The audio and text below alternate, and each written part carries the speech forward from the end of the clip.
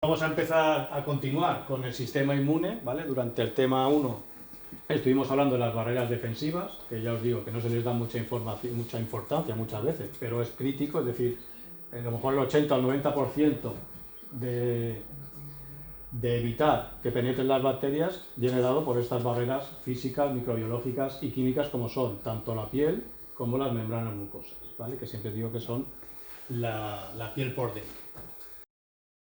Sin embargo, de vez en cuando, pues evidentemente pues estamos aquí porque hay infecciones, porque hay patógenos, hay bacterias que son capaces de atravesar estas barreras y provocar lo que se conoce como infección. Pues para evitar esto, ya vimos en parte que debajo de estas barreras físicas ya hay un tejido inmune, que era el tejido linfoide, asociado a la piel o asociado a mucosas, ¿vale? Acordaos que era el SALT o el MALT, ¿vale? De las siglas en inglés. Y lo primero que se van a encontrar y que está preparado debajo de las barreras defensivas es el sistema inmune, ¿vale? El sistema inmune innato es este mecanismo inespecífico que hay en el cuerpo humano que está preparado para reaccionar frente a estos microorganismos que ya atraviesan las barreras defensivas, ¿vale? Veremos que este sistema inmune innato siempre está preparado, siempre actúa igual y no tiene memoria. Aprovechamos este tema, aunque está separado el tema 2 y el tema 3, sistema inmune innato y adaptativo, para demostrar que primero que actúan conjuntamente, ¿vale? Y cuál es el papel de cada uno de ellos, ¿vale? Lo que ocurre normalmente es cuando tenemos una infección, es decir, los patógenos atraviesan las barreras defensivas, con lo que se encuentra es con la inmunidad innata. Si esta inmunidad innata es capaz de controlar al patógeno, pues directamente no hay enfermedad, ¿vale? No hay síntomas y no pasa nada. Sin embargo, si el sistema inmune innato no es capaz de controlar al patógeno, entonces aparecen los síntomas y aparece la enfermedad.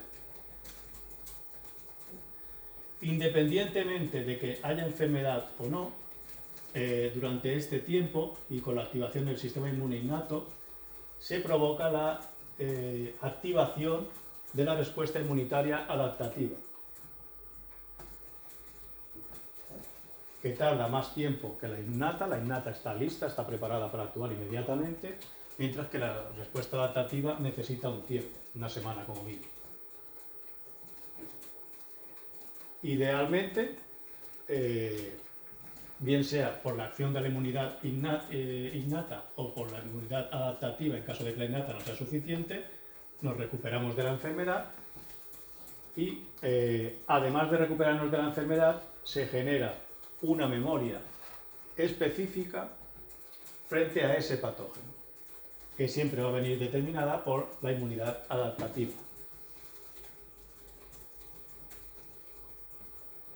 Cuando esto ocurre, cuando hay una reinfección y el mismo patógeno vuelve a atravesar las barreras defensivas, como el sistema inmune adaptativo ya está preparado, no estamos aquí, pues entre el sistema inmune innato y el adaptativo conseguimos controlar al patógeno y ya no provoca la enfermedad. Básicamente, el sistema inmune innato va a actuar contra la mayoría de los patógenos, de una manera, digamos, poco específica y con una potencia relativamente mediana, ¿vale? Eso es lo que denotan estas flechitas más delgadas. Sin embargo, el sistema inmune adaptativo es muy específico, solamente va a reconocer a un patógeno, pero su respuesta es muy potente.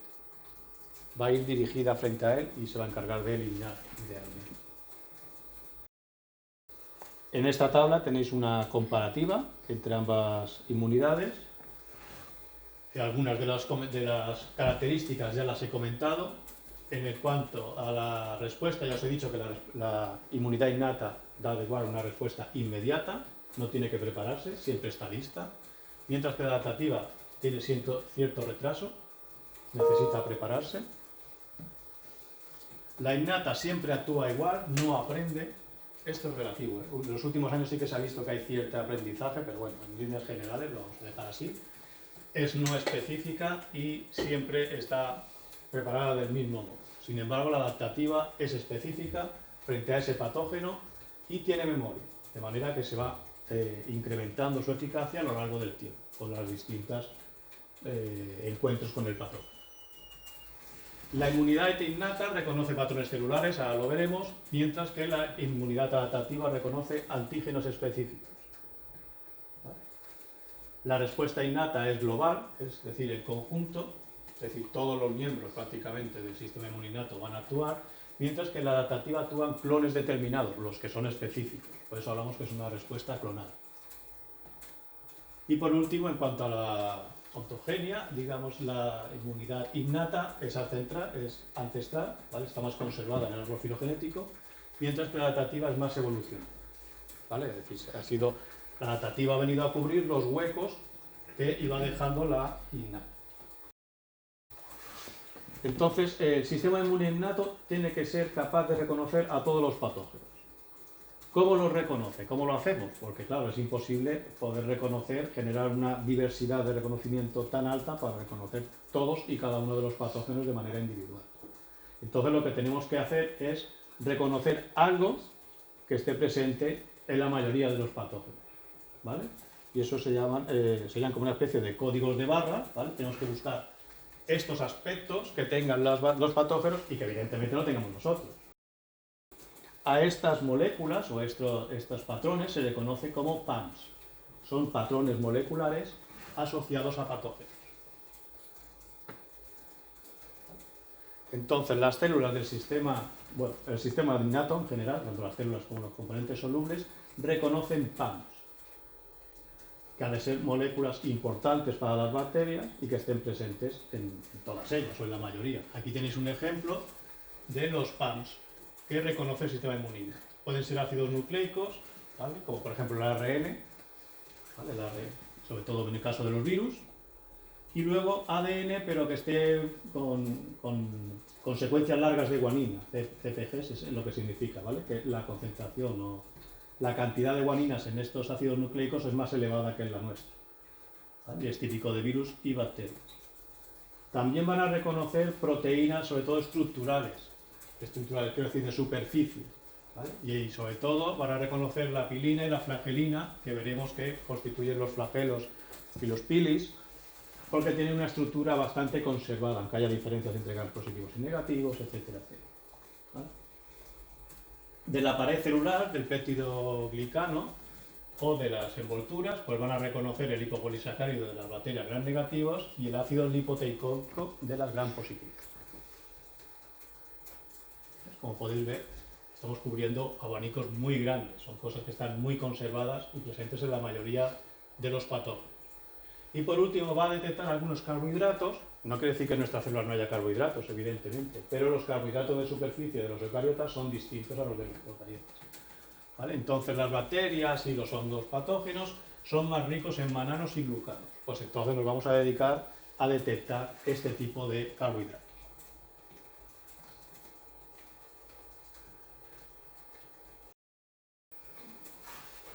El reconocimiento de estos PAMs se lleva a cabo mediante unos receptores de PAMs, se llaman PRRs. Aquí tenéis la representación del patógeno, la bacteria con sus PAMs, en este caso hay de superficie, ¿vale? Y normalmente la imagen que tenemos suele ser esta de aquí, es decir, hay unas células del sistema inmune innato que ahora veremos, que tienen en su superficie receptores específicos frente a estas PAMs, ¿vale? Y una vez que los reconocen, pues hay una serie de señalizaciones que van a activar o van a actuar sobre esta célula para provocar varias cosas. Puede provocar directamente la fagocitosis, que luego veremos lo que es en el caso de que sea un fagocito, es decir, la internalización y eliminación. Puede provocar la activación de esta célula para que haga otras cosas. Y puede provocar la liberación de citoquinas, es decir, de señales solubles, que ahora veremos, ¿vale? Para que provoque o dirija la infección hacia un lugar o hacia otro. Sin embargo, además de estos receptores de células, también existen receptores de PAMs solubles, moléculas que se encuentran en el plasma, que son capaces de unirse a estos PAMs y montar una respuesta inmunitaria. ¿Vale? Por ejemplo, pueden aumentar la fagocitosis, activando los fagocitos, y dar lugar a cascadas proteolíticas, como la del complemento que veremos, que pueden llegar incluso a eliminar por sí mismos el microorganismo. El sistema inmune innato, igual que el sistema inmune adaptativo, tiene dos tipos de componentes, los componentes celulares y los componentes solubles, ¿vale? Vamos a empezar con los componentes celulares y todos ellos derivan de una célula pluripotente inicial, ¿vale? Una célula madre que da lugar a dos líneas iniciales, mieloide y linfoide. La línea linfoide va a dar lugar a las células del sistema inmune adaptativo y la línea mieloide al sistema inmune innato, ¿vale? Este progenitor linfoide común va a dar lugar a los linfocitos B, que a su vez veremos que madurarán a células plasmáticas que producen anticuerpos y a células de memoria. Y por otro lado, los linfocitos T, que veremos que hay de varios tipos, citotóxicos y colaboradores, y células de memoria, ¿vale? También a partir de este progenitor linfoide común aparecen las células asesinas natas, las células NK, pero estas se consideran el sistema inmune innato, porque no hay un receptor específico de antígenos, no reconoce específicamente, ¿vale? Las veremos hoy porque las veremos en el innato.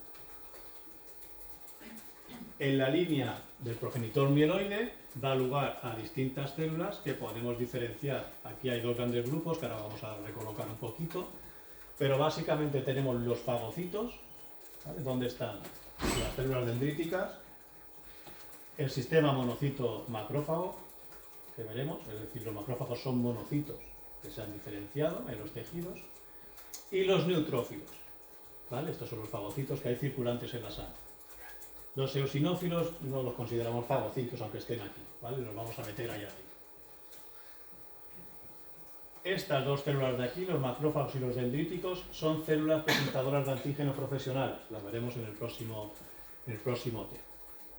Y luego los granulocitos se llaman así porque tienen unos gránulos en su interior y realmente a veces son estos dos y otras veces los granulocitos podéis ver que son neutrófilos, eosinófilos y basófilos, ¿vale? Esto es lo importante es saber lo que hacen cada uno de ellos, ¿vale?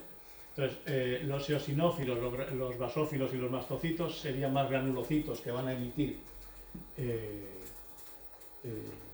compuestos solubles que van a dirigir la respuesta inmunitaria, y el neutrófilo, monocito, macrófago directamente se van a cargar al patógeno, ¿vale?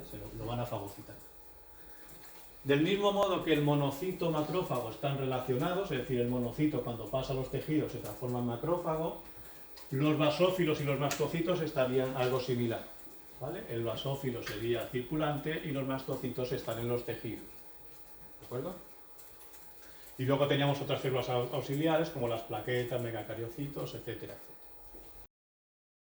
Vamos a ver cada una de estas células, digamos, por distintos grupos. En primer lugar, ya las hemos visto en el MAL y en el SAL, vamos a hablar de los centinelas, es decir, son aquellas células que están en los puntos de entrada justo debajo de las barreras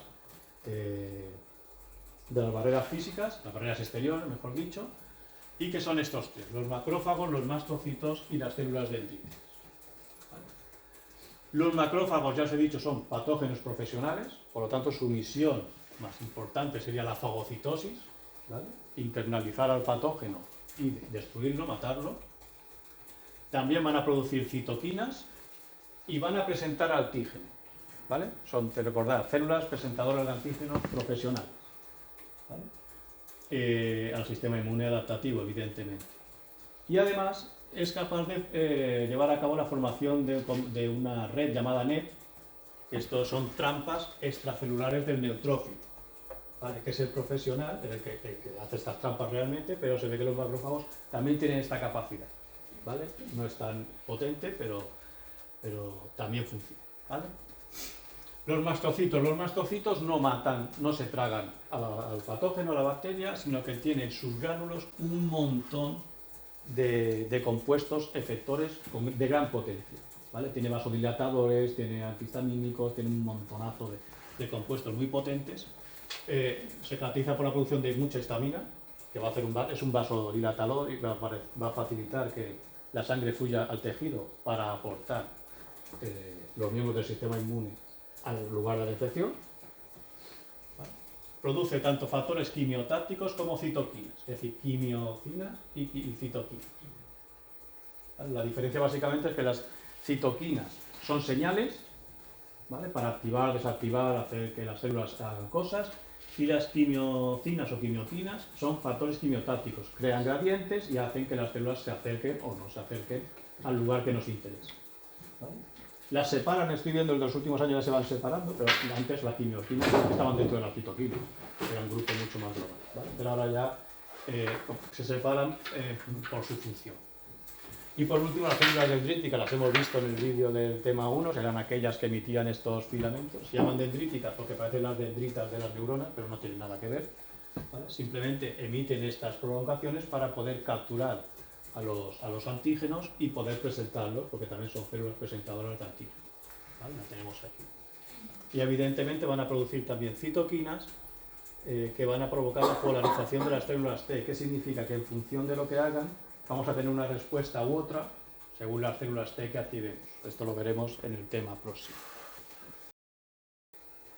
Como hemos dicho, los macrófagos derivan de los monocitos, ¿vale? Entonces, constituyen lo que se conoce como el sistema fagocítico mononuclear, ¿vale? Los monocitos están circulantes en la sangre, ¿vale?, y tienen capacidad fagocítica pero muy limitada, y cuando en un lugar hay una infección, o bien de manera más o menos regular van saliendo de la sangre y van diferenciándose en los distintos lugares. Entonces, las células de la microglía del cerebro son monocitos madurados a macrófagos, ¿vale? Tienen capacidad fagocítica. Los macrófagos alveolares también son derivados de los monocitos, todos. Células de Cooper en el hígado, macrófagos en el bazo, los mesengiales del riñón, etcétera, etcétera. Aquí tenéis una serie de macrófagos, ¿vale? Lo importante, que están allí residentes, que están esperando a que llegue el patógeno para actuar inmediatamente.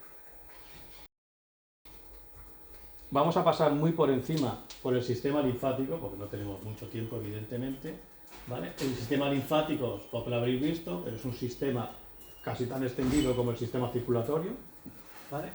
Y lo que hace es hacer como de drenaje, ¿vale? La sangre llega a los tejidos, aporta nutrientes y lo que nos interesa ahora mismo, componentes del sistema inmune, se extravasa la sangre y va a los tejidos, pero no vuelve nunca para atrás, ¿eh? No vuelve a la sangre. ¿Por qué? Porque si volviese a la sangre, los patógenos que hay allí podrían diseminarse por todo el cuerpo, provocar una sepsis que es muy grave, ¿vale? Es una infección sistémica generalizada.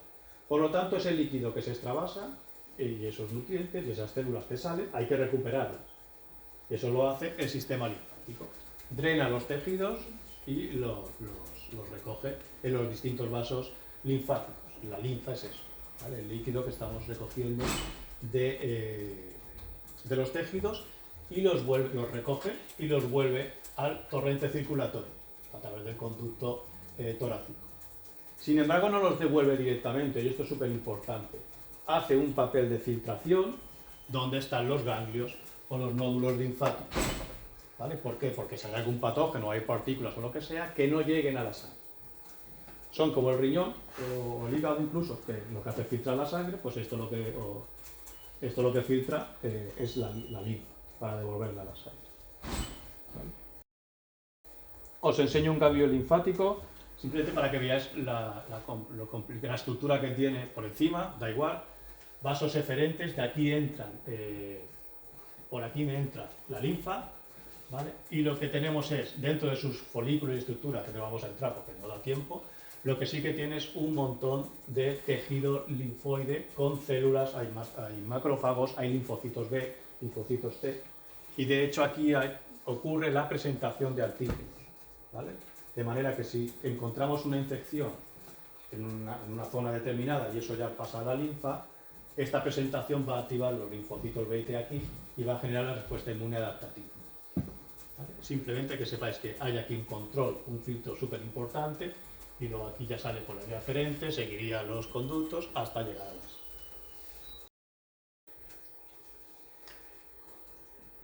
Los otros fagocitos, hemos visto los macrófagos, los fagocitos, las células dendríticas, ya las hemos visto en los vídeos. Esto básicamente es lo que vimos en el vídeo. ¿Os acordáis que teníamos un endotelio, en este caso enterocitos, por lo tanto es el intestino, y se localizan justo debajo ¿vale?, para captar todos los patógenos que vayan atravesando esta barrera y presentárselo a los linfocitos B y T que están por ahí.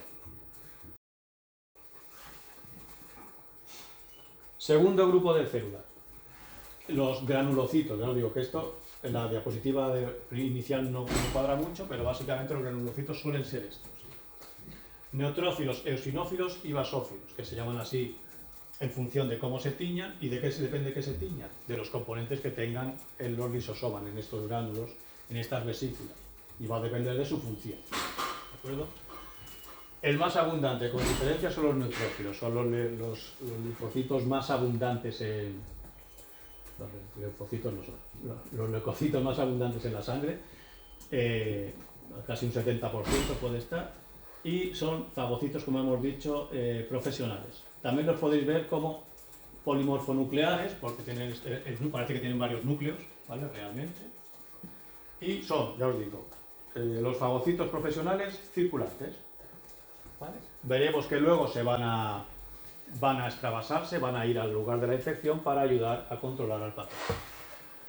Además de la fagocitosis y la eliminación de los patógenos, llevan a cabo una degranulación, pueden liberar esos compuestos que tienen dentro estos gránulos al exterior para llevar a cabo la misma tarea con patógenos sobre células extracelulares, producen citoquina, como todo el mundo, y la formación del NET, ¿vale?, de estas trampas extracelulares.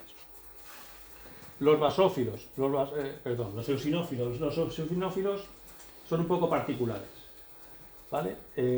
Su papel parece ser que está bastante centrado en acabar con los parásitos, sobre todo parásitos multicelulares tipo gusano y demás.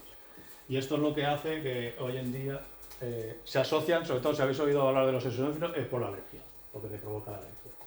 Y parece ser que como antiguo, cuando había menos higiene, pues era más frecuente estar expuestos a parásitos, a gusanos. Pero hoy en día esto es muy raro. Entonces, como que los eosinófilos se aburren un poquito y entonces van provocando estas enfermedades. Es lo que tiene con las enfermedades autoinmunes y cosas de estas. Cuando el ejército está aburrido y no tiene a quién atacar, pues te ataca a ti mismo, ¿no?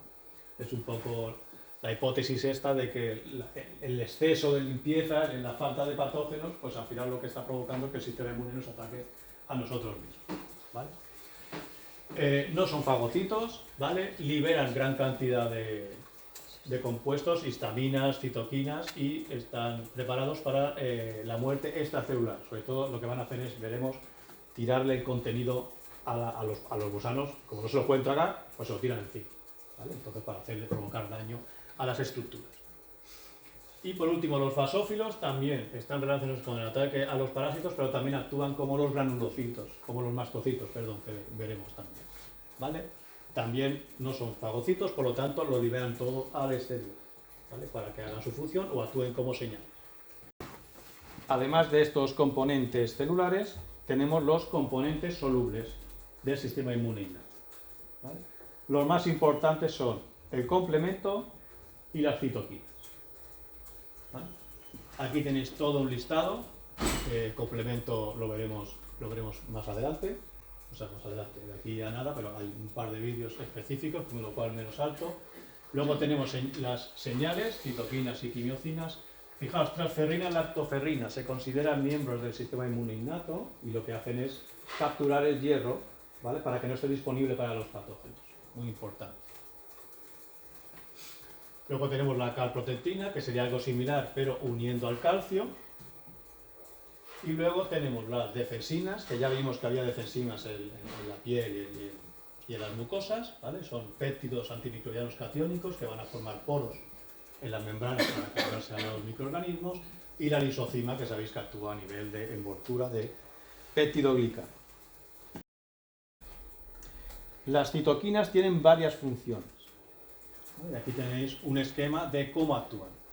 Pueden provocar la síntesis de otras citoquinas o quimiocinas, pueden decirle a una célula que se suicide, pueden provocar la apoptosis, y esto veremos que es el sistema que tenemos, uno de ellos, para acabar con los patógenos intracelulares.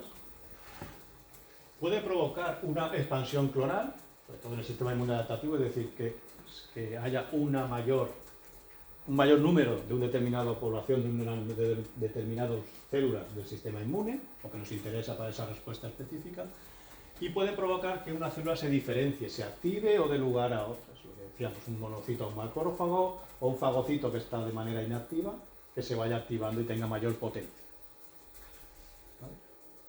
Estos efectos pueden ser paracrinos y autocrinos. ¿Qué quiero decir? Que aquí estamos viendo que actúan sobre otras células, pero también pueden actuar sobre sí mismos. Es decir, las células del sistema inmune pueden tener receptores para sus propias citoquinas. ¿Quiénes son estas citoquinas? Pues os pongo aquí los grupos más importantes, por si los veis, cuando los veáis o lo leáis, pues básicamente las interleuquinas, las ILs, hay un montón, IL1, IL2, hay bastantes. Los interferones, ¿vale? Que veremos que juegan un papel importante sobre todo frente a los virus, interferón alfa, beta y gamma, factores de necrosis tumoral, TNFs, y factores de crecimiento. Los factores de crecimiento son los que hacen lo que decíamos, que haya un aumento de determinadas células. Pero lo que provocan que, por ejemplo, en la médula ósea se sinteticen más precursores de las células que nos interesan. ¿Vale? Y entonces, por ejemplo, NGFs pues serían Neutrophil Growth Factor. Entonces nos interesa que haya más neutrófilos. ¿Vale? Bueno, esto sería para crecimiento de estos factores. Estos son para los de la médula ósea, son estos. ¿Vale? Entonces hay de la línea monocitos, de los granulocitos o de todos. ¿Vale? Los CS. Colony Stimulation Factor. Estos growth factors son que vayan creciendo, que se reproduzcan entre ellos. Y luego las quimioquinas son las RANTES, MCP1, MCT, son las que atraen mediante un gradiente químico, son las que van a atraer los patógenos a la zona de la infección. No voy a molestarme mucho en ver cómo funcionan porque, no sé si lo habéis visto alguna vez, pero esto es, por ejemplo, cómo podrían interactuar algunas células del sistema inmune con las distintas citoquinas. Como podéis ver, es una red súper compleja. Aquí habla todo el mundo con todo el mundo y entonces evidentemente no tenemos tiempo de 1 hora o 2 que le voy a dedicar al sistema inmune a explicar todo esto, ¿vale? Pero que sepáis que todos los componentes del sistema inmune hablan entre ellos, que hay una gran cantidad de citoquinas y que su expresión evidentemente está muy controlada. El segundo gran grupo de componentes solubles del sistema inmune innato es el complemento, ¿vale? El complemento está formado por más de 20 proteínas que hay en la sangre, que tenéis aquí, y se encuentran una cantidad muy importante, ¿vale? Entonces veréis que es un sistema muy eficaz y que está ya preparado para actuar frente a los patógenos. Aquí pone que hay 15 trillones de moléculas de complemento. Entonces lo que ocurre es que cuando entra un patógeno son capaces de detectarlo y poner en marcha todo un sistema que va a actuar sobre él.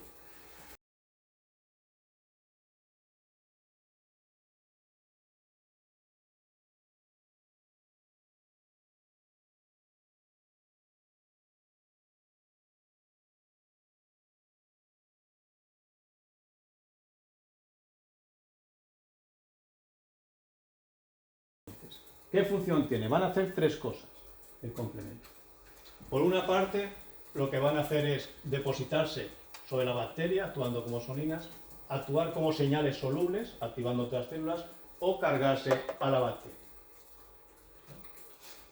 Estos compuestos del complemento están de manera inactiva, son zimógenos, son proteínas que no están activadas y que cuando se extienden pierden un pequeño fragmento, dando lugar a la proteína activa. ¿Vale? Esta proteína activa ya tiene la conformación necesaria para llevar a cabo su función, que va a ser activar otros componentes del complemento o unirse a la superficie del patógeno. ¿Vale? La mayoría de los componentes del complemento están así, ¿vale? Entonces, una vez que se activa, lo que va a hacer es actuar sobre otro componente, lo activa, este a su vez activa otras moléculas y lo que se forma es una especie de cascada. Por eso se habla de la cascada del complemento. ¿Vale? Imaginaos que tenéis un montón de células todas juntas, una sola se enciende y tenemos una propagación muy rápida del fuego, tenemos un gran fuego. Pues el complemento hace esto, una pequeña señal, aumentamos un montón la actuación. ¿Vale? Veremos que tiene 3 vías, la vía alternativa, la vía clásica y la vía de las leptinas.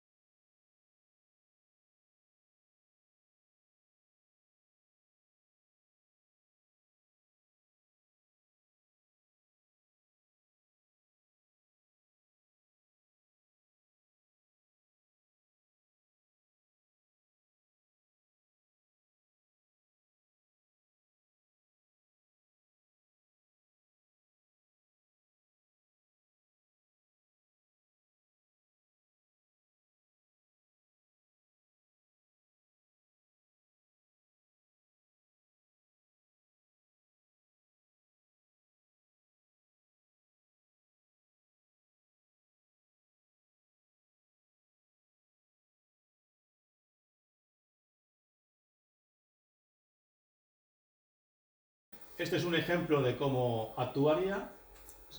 Tenemos que estar en los compuestos C3, que es el más importante, luego nos centraremos en él, que sería la activadora, ¿no? La primera cerilla, la primera que se enciende, que va a provocar que se encienda la cascada de complemento.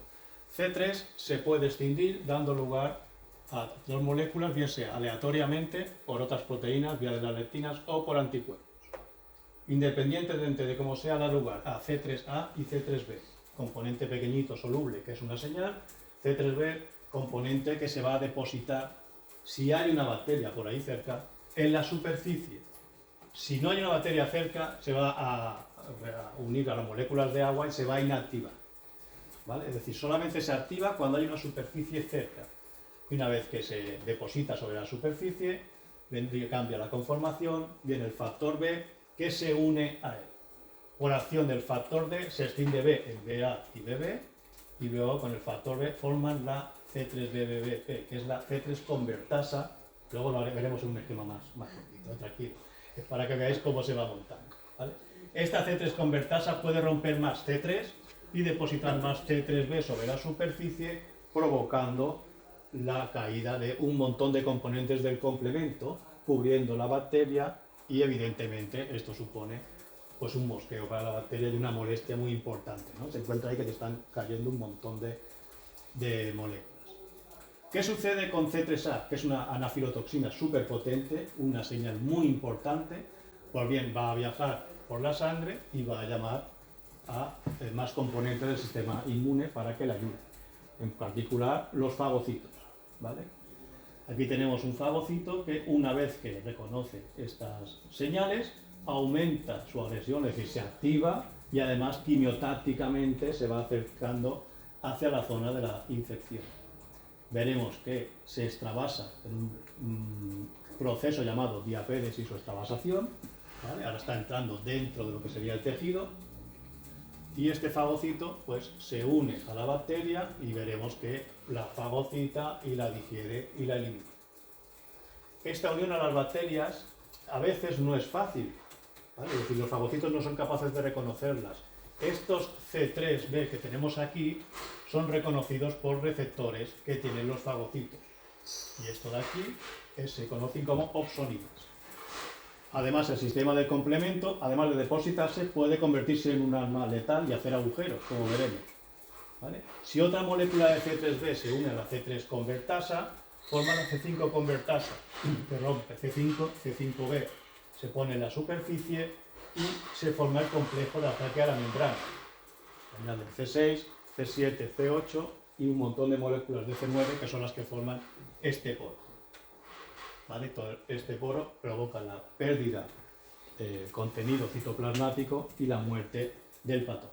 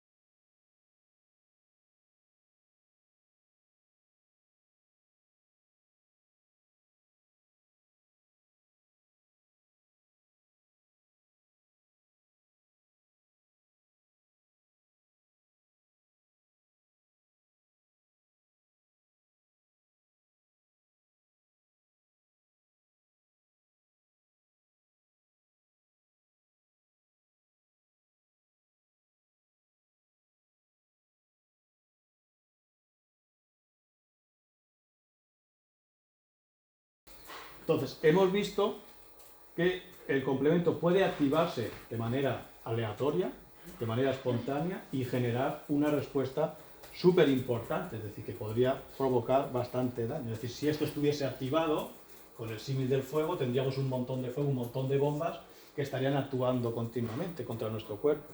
¿Qué sucede? Que nuestras células tienen sistemas que evitan esta unión del C3b, mientras que las bacterias son superficies que se conocen como protectores, ¿vale? Entonces el C3b se queda unido y provoca todas las acciones que hemos visto de los otros componentes.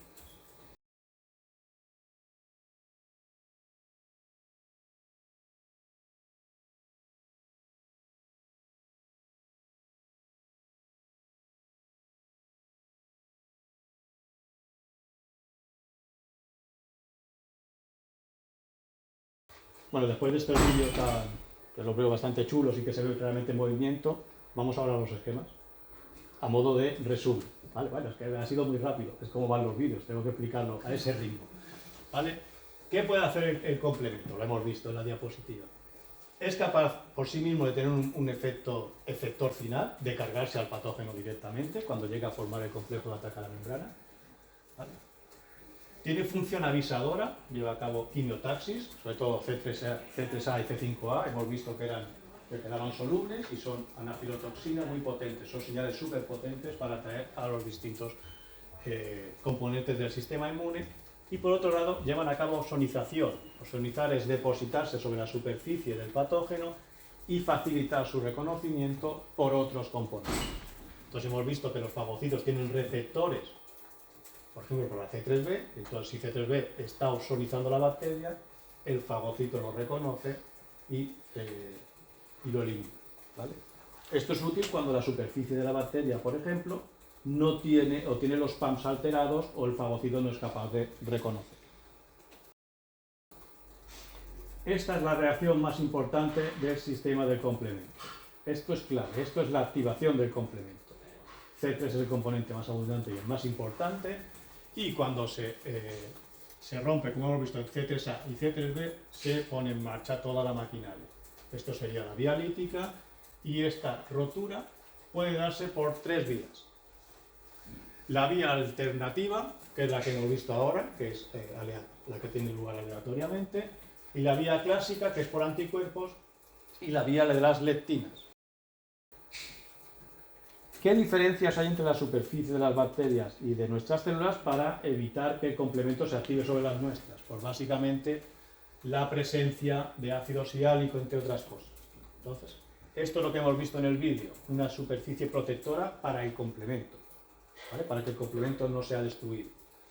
C3b, lo que hemos visto, se deposita sobre la superficie, se le une el factor B, y por acción del factor B da lugar a BA, soluble, pequeñito, y BB, que queda unido, y luego vendría, hemos visto luego la P, la piovertina, el factor P, y esto es la convertasa de C3 del sistema inmune de la vía alternativa, que lo que va a hacer es romper más C3 y una cáscara. Sin embargo, en nuestras superficies, debido a la presencia del ácido siálico, entre otros componentes, favorece que en vez del factor B se incorpore el factor H. ¿Vale? El factor H es un regulador negativo de la activación del complemento, y mediante la acción del factor I lo que hace es inactivar C3b, dando lugar a IC3b. Y luego le hará más cachitos y será C3CD y todas esas. ¿Vale? Simplemente que sepáis que esta diferencia es debido a la composición de la superficie, que atrae a un factor a otro, y que aunque en nuestras superficies también se va a depositar C3b, pero va a ser inmediatamente inhibido o degradado, inactivado mejor dicho, para evitar su función. ¿Vale? Pues bien, vamos a ver un poquito por encima ahora las otras dos vías. ¿Vale? La activación por leptinas y la activación por anticuerpos. Si os fijáis estructuralmente es muy parecido. Muy parecido.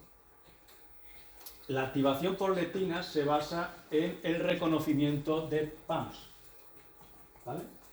Vamos a buscar algo que esté conservado en la superficie bacteriana, en concreto algunos azúcares. ¿Vale? Hemos visto los mananos, las manosas. ¿Vale?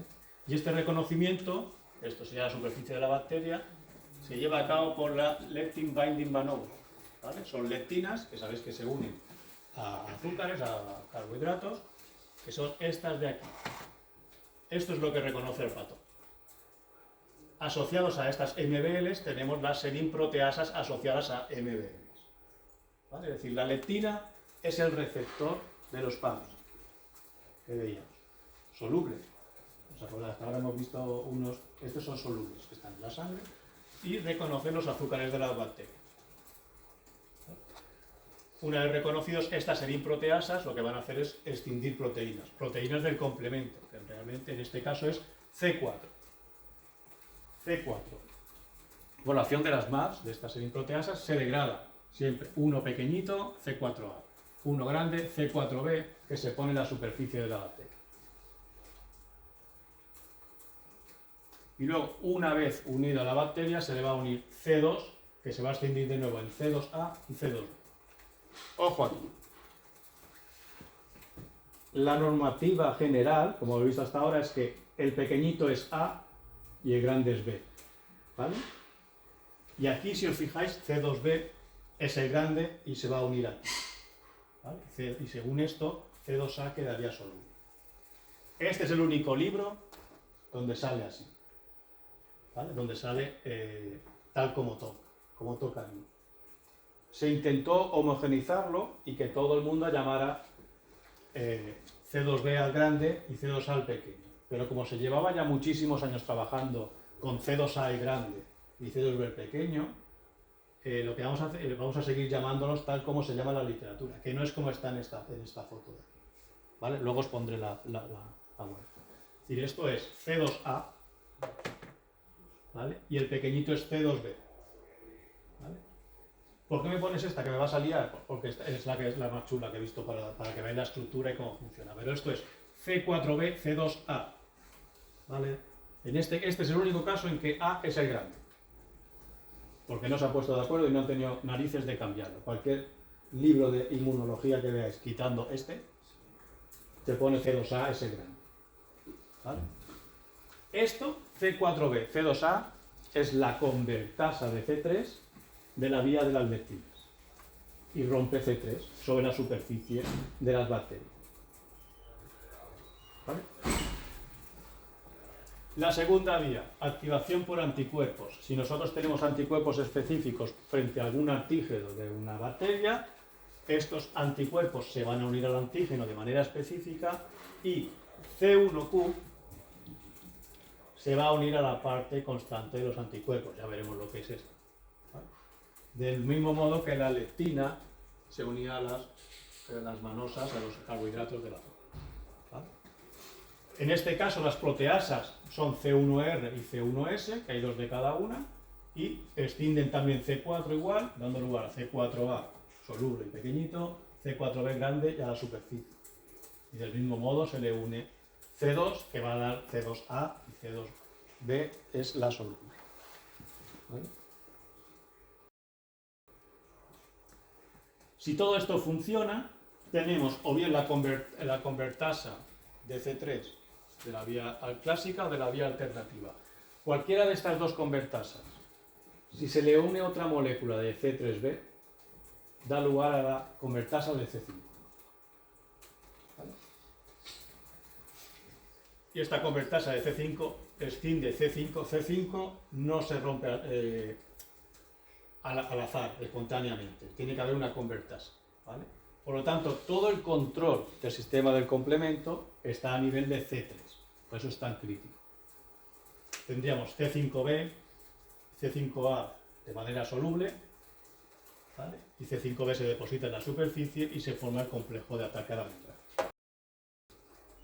El resumen, ¿vale? Esta diapositiva sí que tiene las cosas bien hechas, o sea, bien puestas. C4 de C2A, esta es la convertasa de C3 de la vía clásica, ¿vale? Y de la vía de las lectinas. Aquí tenéis cómo se llega a la vía de las lectinas y aquí tenéis la vía alternativa. Recordad que C3 se extiende de manera espontánea y formaría aquí la convertasa de C3, ¿vale? Tenéis en distintas fases distintos mecanismos de control de complemento para evitar que se deposite sobre nuestras células o que actúe de manera descontrolada.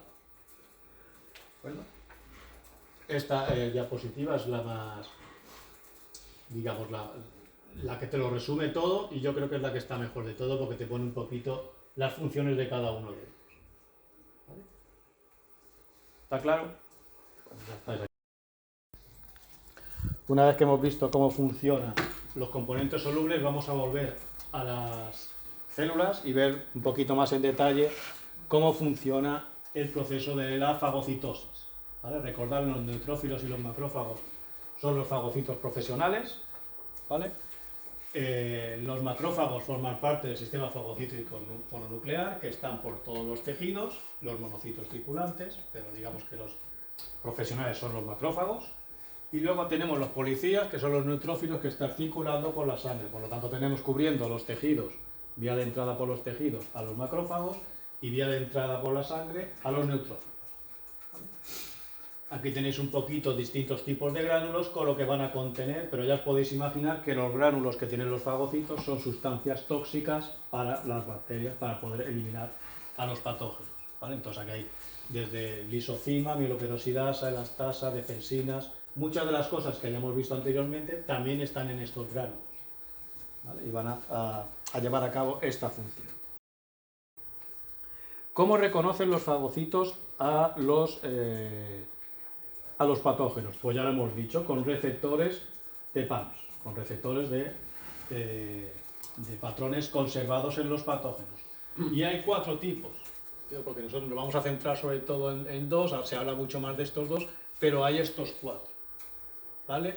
Están los TLRs, los Toll-like receptors, los NLR, los receptores tipo NOD, ¿vale? Leptinas tipo C, y luego receptores depuradores o scavengers, que se dicen en inglés, que estos son los encargados de ir reconociendo como fragmentos, o sea, como basureros, ¿no? Ir reconociendo fragmentos de bacterias y demás, porque los fagocitos también, además de eliminar a los patógenos, también se encargan de recoger la basurilla, entendernos. Entonces, la internalizan y la eliminan.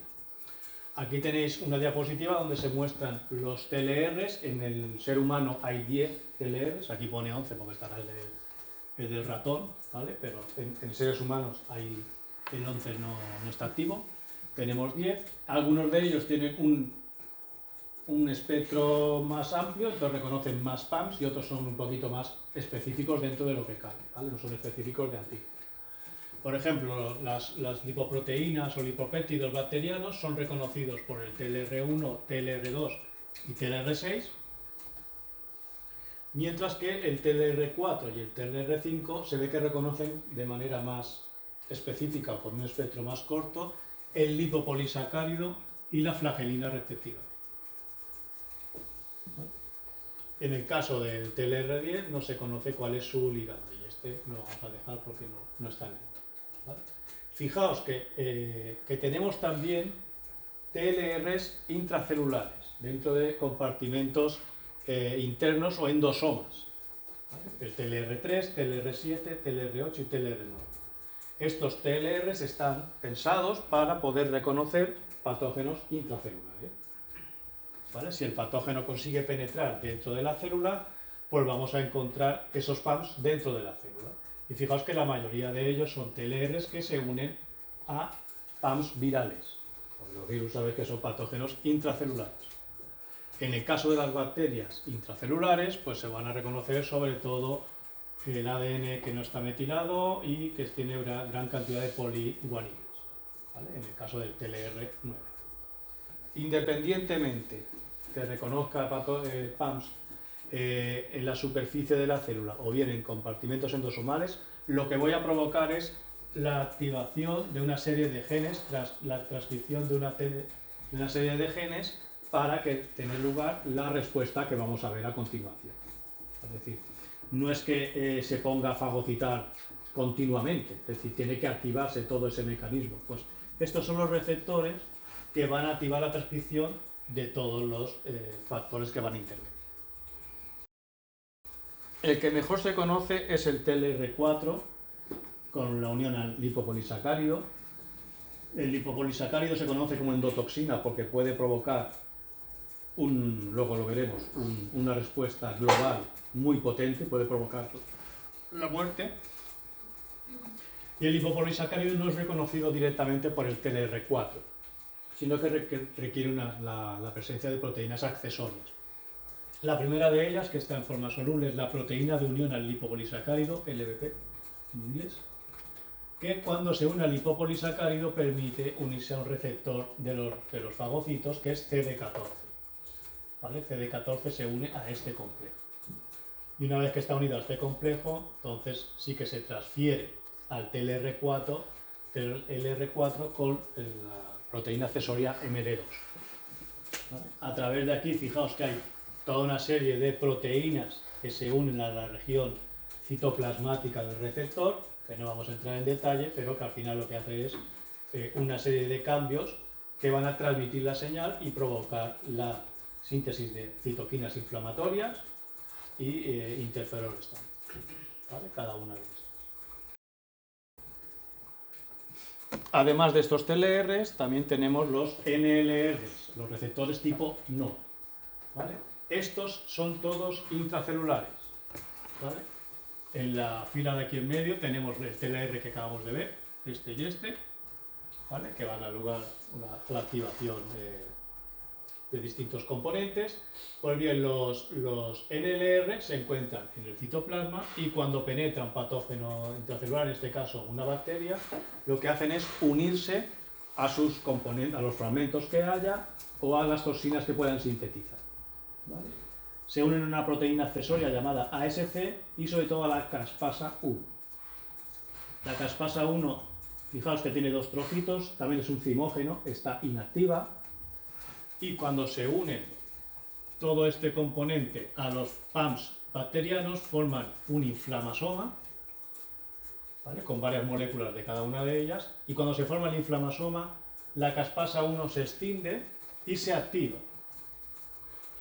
y provoca la respuesta, una cadena que al final va a provocar la activación y la síntesis de las citoquinas correspondientes e incluso de la alarmina. La alarmina lo que va a provocar, entre otras cosas, es el suicidio de la célula.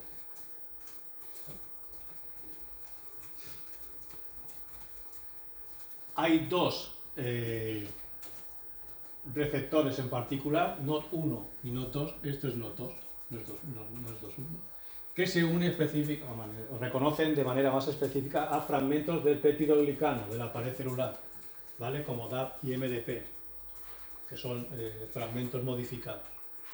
Estos NOD se unen específicamente a ellos y una vez que se unen a estos fragmentos se asocian con RIP2 y de nuevo provocan la cascada de señalización. Al final hay síntesis de IL-1, interleuquina 1 beta, interleuquina 18 y la alarmina. ¿Vale? Fijaos que la alarmina viene sintetizada por acción de la caspasa.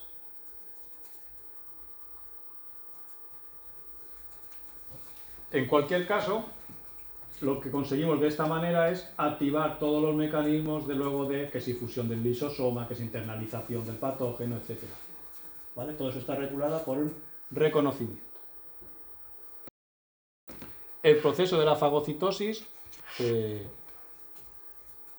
consiste, como hemos dicho, en internalizar y destruir a las bacterias. ¿Vale? Aquí vemos en este vídeo cómo ese fagocito está internalizando las bacterias, cómo las recubre y cómo las internaliza. En este caso son macrófagos, pero los neutrófilos funcionarían de manera similar. ¿Vale? Eso que es un macrófago, estando aquí circulando, yo para mí que es un neutrófilo. Vale, en cualquier caso, y parece que está aspirando, realmente no es una aspiración, es una captura y una internalización, como veremos. ¿Vale? Y una vez que lo tenemos dentro, la destruimos. La bacteria libera proteínas, lo que hemos dicho. Reconocemos PAMs, proteínas y otros compuestos. ¿Vale? El macrófago lo internaliza y una vez que lo internaliza, aquí tenemos los receptores de superficie, TLR, fíjense perfectamente, y una vez que es internalizado, lo va a meter en un fagosoma, en un compartimento cerrado, va a fusionar los lisosomas, que va a liberar toda una serie de enzimas digestivos y tóxicos para la bacteria y la va a destruir. Una vez que la ha destruido, pues o se come esos trocitos o los echa fuera. ¿vale? Pero ya se ha cargado a la célula, ya se ha cargado al patógeno.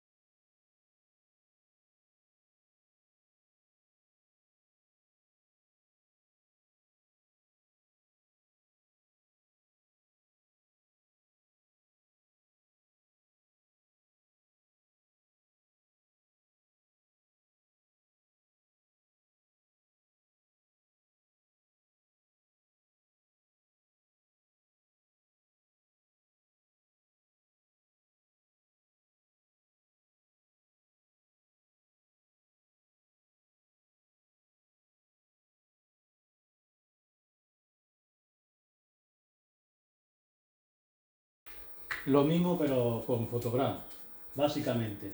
Primer paso, se ve atraído por quimiotaxis porque hay unas señales o bien por el complemento o por otros sistemas, se une físicamente, ¿vale? Mediante el reconocimiento de PAPs, ¿vale? Bien sea por lectinas, por TLRs, por lo que sea, se une y esta unión provoca una activación, ¿vale? De este reconocimiento, lo que hemos dicho, esas señales que hemos visto con los TRRs, por ejemplo, que hace que se internalice, se inicia la fagocitosis, internalizo al patógeno, lo meto dentro de un fagosoma, ¿vale?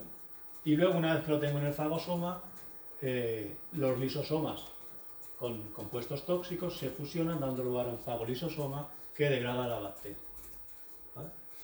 ¿Por qué lo introduzco en un fagosoma? ¿Por qué tengo los lisosomas hacia aparte y no me los cargo aquí en el citoplasma?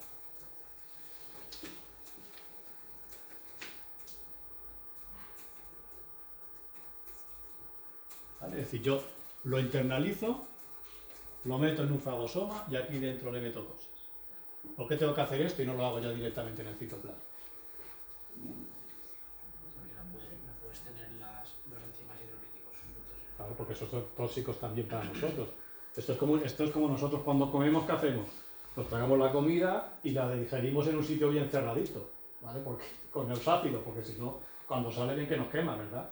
Pues esto es lo mismo, lo que hacemos es, lo tragamos y luego en un sitio cerradito lo digerimos, lo eliminamos con compuestos tóxicos, ¿vale?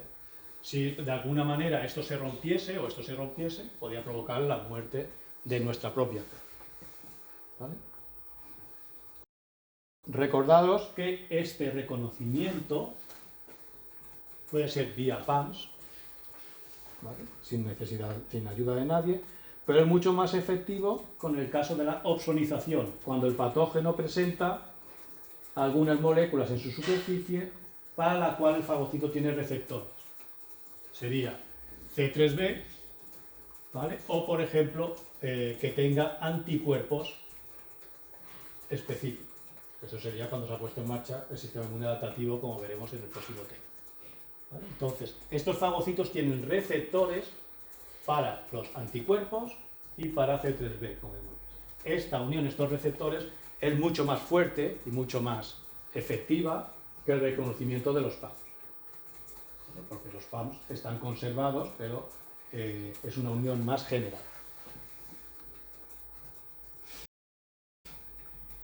La mayoría de los mecanismos que tienen lugar dentro de ese fagolisosoma están relacionados con compuestos tóxicos oxidantes, sobre todo del oxígeno, ¿vale? Aquí tenéis un ejemplo de lo que podría ocurrir.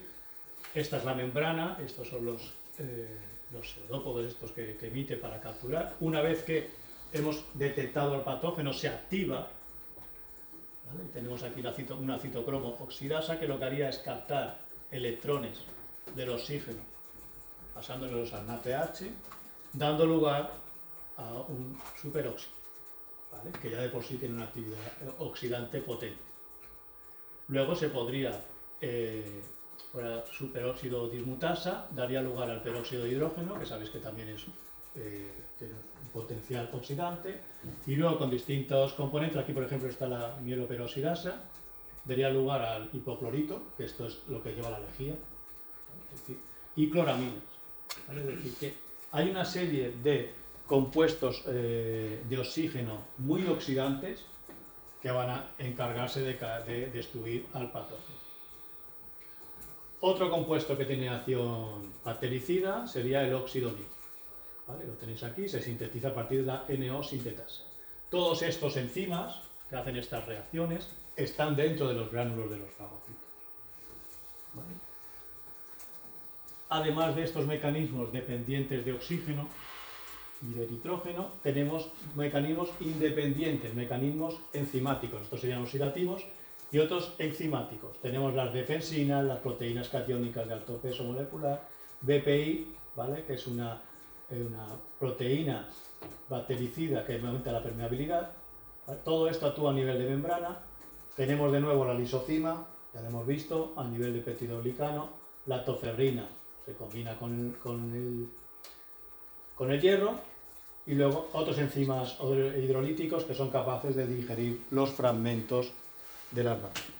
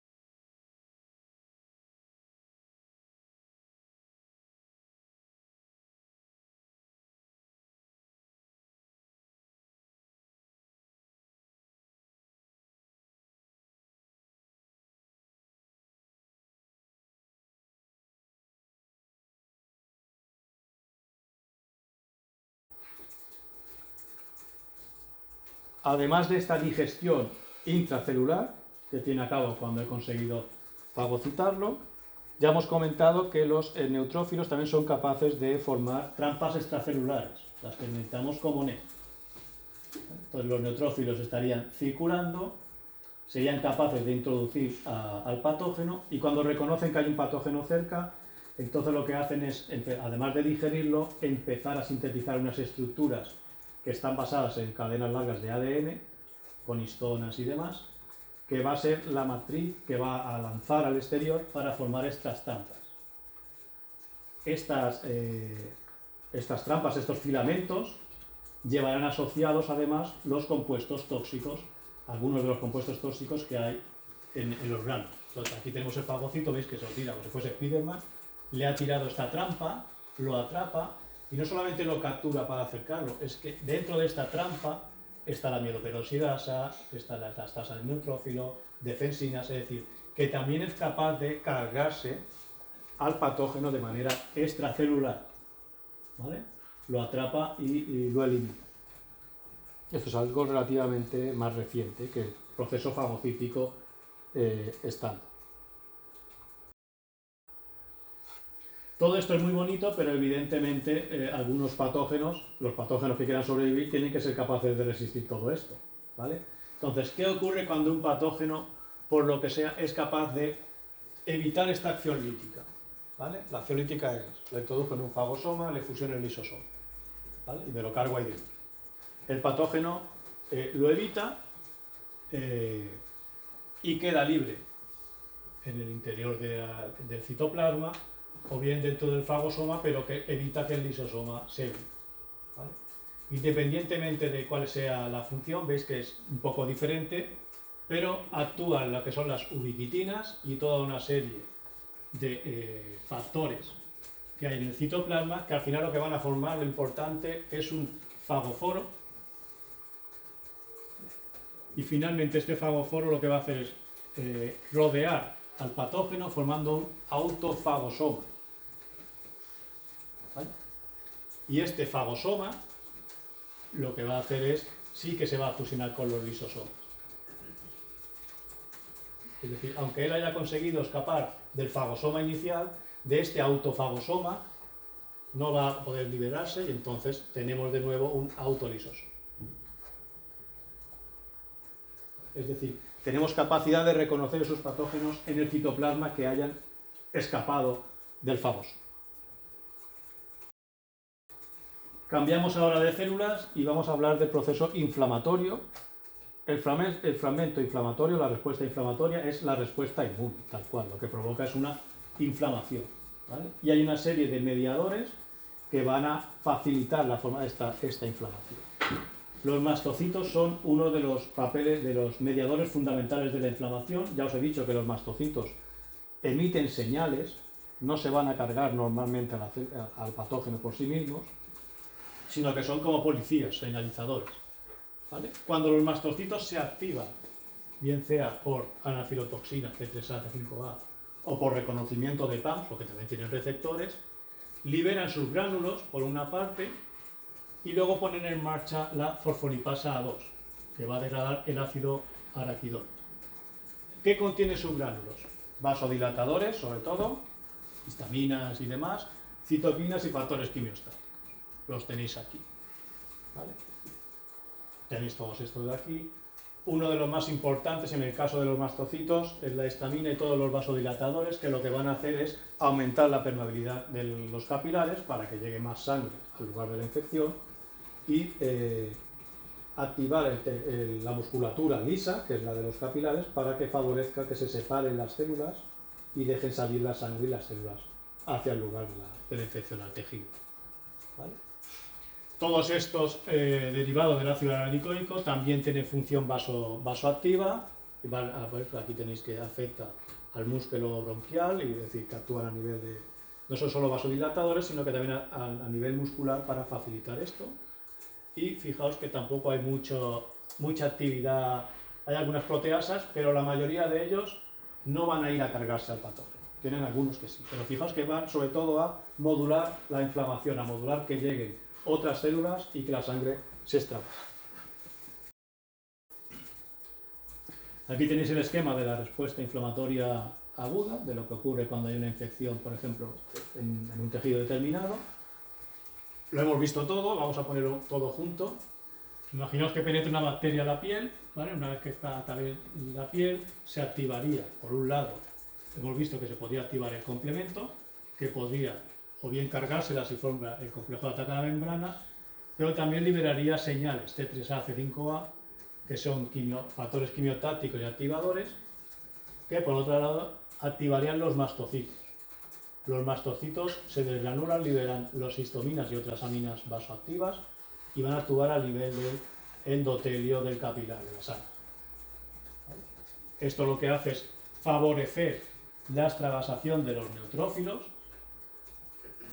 y estos neutrófilos se van por una parte a activar por las citocinas y por otra parte van a ir a la zona de la infección siguiendo un gradiente quimiotáctico, porque cuanto más cerca estás, pues más cantidad, ¿vale?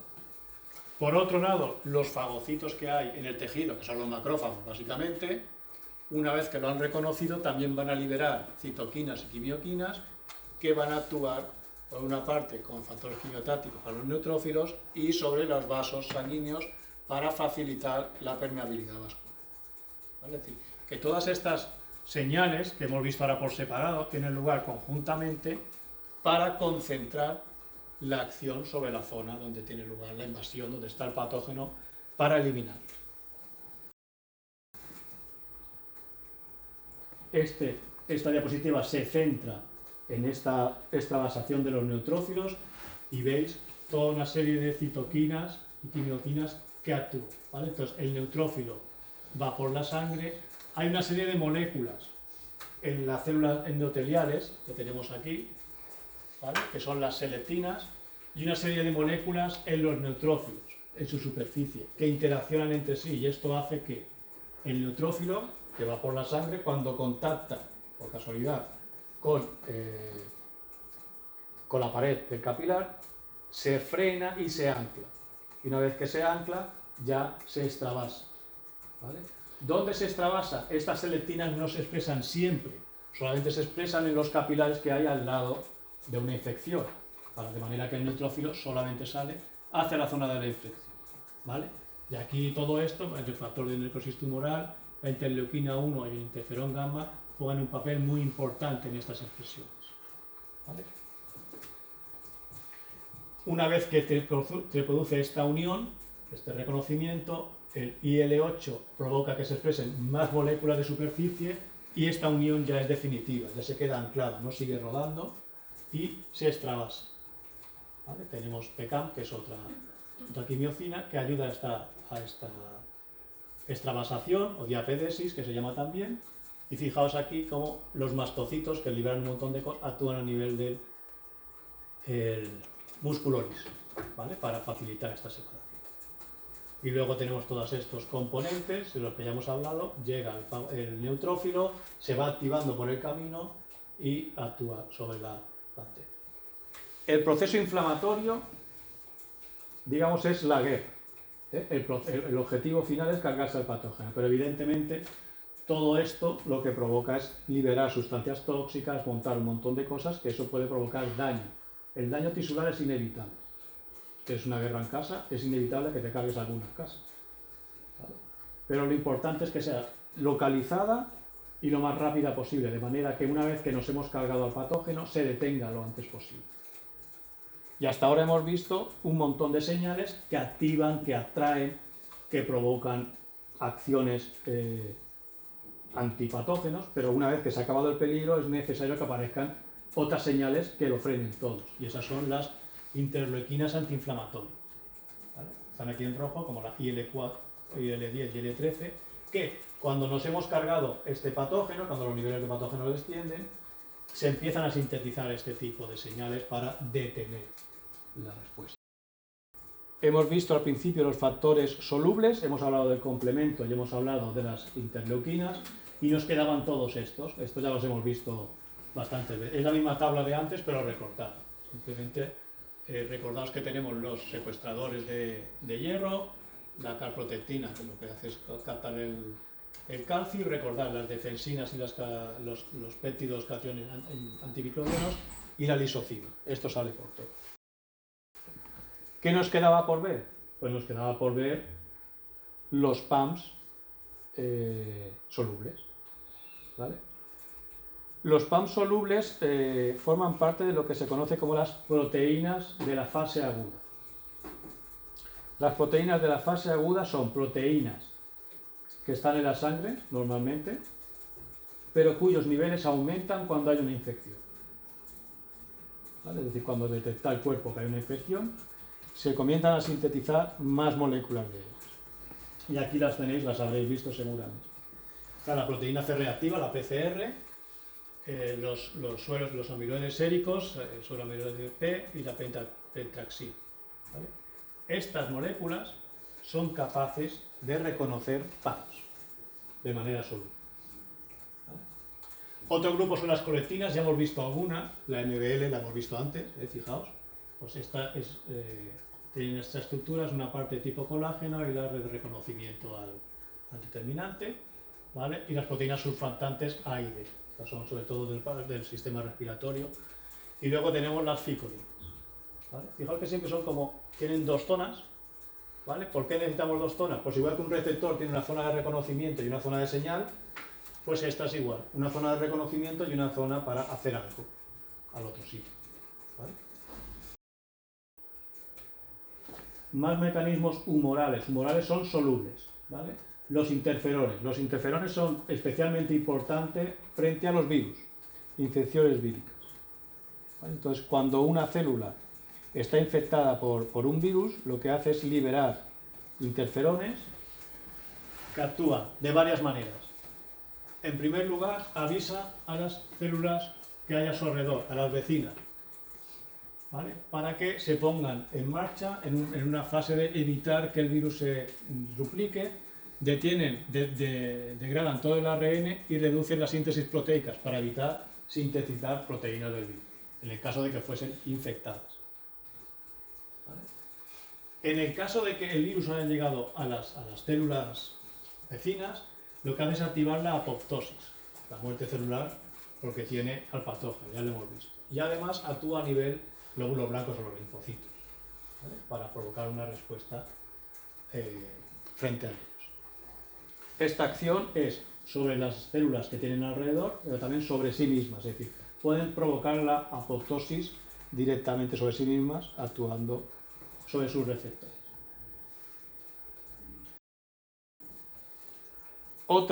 Otro mecanismo para eliminar células que están infectadas por patógenos intracelulares, sobre todo por virus, son las células asesinas natas. Las células asesinas natas, o natural killers, son células que por defecto matan, como su nombre indica. Es decir, van preguntando a las células, interaccionan y cuando se encuentran con una célula, en primer lugar lo que hacen es preguntarles si son propias o ajenas, te piden el DNI, y si no tienes el DNI te matan directamente. Tienen receptores activadores y receptores inhibidores. ¿Vale? ¿Cuál es nuestro DNI? ¿Qué es lo que demuestra que una célula es nuestra y no es una bacteria o es otra, una célula estéril? El complejo mayor de incompatibilidad, ¿vale? CPH o MHC en inglés, ¿vale? En concreto el 1, que es el que está en todas las células, menos las germinadas. ¿Vale? Lo veremos más adelante, pero el hecho de que tú tengas moléculas de este tipo nos permite presentar antígenos intracelulares. Es decir, estoy infectada, avisar al sistema inmune. Cuando un patógeno no le interesa que tú te chives que estás dentro, haces que descienda la expresión de estas moléculas, ¿vale? Pero entonces llegan las NK y si tú no tienes la CPH en la superficie, te mata. Porque eso es lo que inhibe a la célula NK, ¿vale? El CPH1 inhibe a la célula NK, CPH1 con antígeno fuerte, ¿vale? Tenemos que la célula NK se activa por dos, que este es el CPH1, y las moléculas FAS, que son reconocidas por FAS-L, ¿vale? Y los activan los receptores del NK, y el NK en su interior también que tiene básicamente perforinas y grancimas. La perforina, como su nombre indica, va a formar unos poros que va a hacer un boquete aquí dentro y va a permitir que entren las grancimas dentro y provocar la cascada de las caspasas y al final provocar la apoptosis. En este esquema de aquí vemos que son en dos fases, ¿vale? La perforina y luego la eliminación de el pase de las grancimas y otras enzimas que provocan la apoptosis celular. Lo que os he dicho antes, pues está aquí básicamente, ¿vale? Entonces tenemos aquí un patógeno, esta es nuestra célula que está infectada con un patógeno intracelular y presenta el antígeno con moléculas de esta célula, BHC. En ese caso, si tenemos células T citotóxicas, son capaces de reconocer al antígeno y al receptor y inducirá la apoptosis, ¿vale? Sin embargo, la célula NK que acabamos de ver, como tiene CPH1, se inhibe, ¿vale? Tiene un patógeno en su interior, pero como tiene CPH1 se inhibe, ¿vale? La respuesta inhibitoria es más potente que la activadora, ¿vale? En este caso. Y entonces la NK no actúa. Pero bueno, tenemos linfocitos T citotóxicos. Sí, tenemos, esperemos, ¿vale? Si lo estamos jodidos. Tenemos que esperar a que se genere. En el caso de que este virus dice, joder, pues para que no me maten los linfocitos T citotóxicos, inhibo esto. No hay CPH en la superficie. Pues entonces lo que haces es que la célula NK, como no la estás inhibiendo, me cargo. ¿Vale? Esta es un poquito la comparación que se hace siempre entre unos y otros. El siguiente componente, los eosinófilos. Ya os he dicho antes que los eosinófilos actúan sobre los parásitos de gran tamaño. Y como no me lo puedo tragar, pues le vomito encima todos los componentes tóxicos. ¿Vale? Aquí tenéis cómo liberan como reconoce en primer lugar con PAMPs, estos PAMPs eran moléculas que hay en la superficie del gusano, en este caso, y le libera los compuestos tóxicos y citotóxicos y neurotóxicos, evitando que se mueva el gusano y luego degradándolo eliminando. Aquí tenéis los componentes más tóxicos que tienen los gránulos de los eosinófilos. La proteína básica mayor, la proteína catiónica eosinófila, la peroxidasa del eosinófilo y la neurotoxina derivada del eosinófilo. ¿Vale? Estas son las cuatro. Básicamente, compuestos tóxicos que primero pueden paralizar al gusano para que no se vaya, porque claro, si tú le dices las cosas y se te escapa, no te lo cargas. Lo paralizas y luego te lo cargas. ¿Vale? El hecho de estar tirando cosas al exterior, pues evidentemente nos afecta más a nosotros. Por eso es lo que provoca estas reacciones alérgicas, estas reacciones tan potentes. Y este es un esquema general de lo que hemos visto. ¿Vale? Hemos visto cómo interaccionan las distintas células, los distintos componentes con los patógenos. ¿Vale? Pero cuando hay una infección, también sabemos que hay toda una serie de síntomas generales. ¿Vale? Como son la fiebre, el cansancio, la anorexia, el cansancio y la frío, no sé cómo se llama, tiritar, cuando tienes frío, que no me sale, ¿vale? Y el descenso de los niveles de hierro en sangre, ¿vale? Entonces quedas más flojo, tienes una anemia, ¿vale? Pues aquí tenéis un poquito de dónde sale todo eso, ¿vale? Se activa el sistema inmune que acabamos de ver por el complemento, por PAMPs, por lo que sea. En el caso de la liberación de IL-6, que es una de las citoquinas que se actúan, libera las proteínas de la fase aguda en el hígado, ¿vale? Y la transferrina en concreto es una de ellas y secuestro hierro, me quedo con anemia. Otras interleuquinas y las anafilotoxinas actúan a nivel cerebral, no solamente a nivel del sistema inmune, y a nivel muscular, ¿vale? Entonces estimulan a las células musculares provocando los tiritones y el frío que tenemos, y a nivel del cerebro aumento la temperatura, la fiebre, ¿vale? Y esas son dolencias de cansancio. Y luego la neutrofilia, que es un aumento evidentemente de neutrófilos, de células del sistema inmune en sangre. ¿Vale? Entonces todo esto está provocado por estas señales solo. ¿Qué pasa cuando todo esto se va de mal, se escapa de mal? ¿Vale? Pues se produce lo que se conoce como un choque séptico. El ejemplo típico es cuando hay una infección generalizada y el lipopolisacárido empieza a activar de manera salvaje los macrófagos y las otras células del sistema inmune. ¿Vale?